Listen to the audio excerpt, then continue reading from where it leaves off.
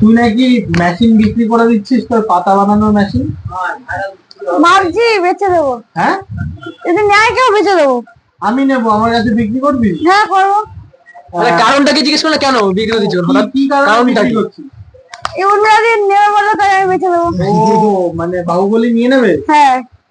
বাহুবলী এখন পাতা ব্যবসা করবে? বললো মেশিন বিক্রি করতে বলছে, যখন মেশিন কিনবা নতুনটা না কিনে আমারটা রয়েছে, আমারটা নিয়ে নাও, আমি দিয়ে দেবো। তা কততে বিক্রি করছিস, কততে সেটা বল।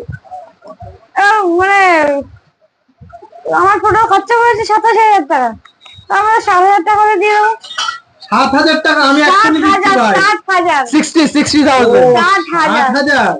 তা কিনেছিলি কত দিয়ে? 87,000 টাকার উপরে।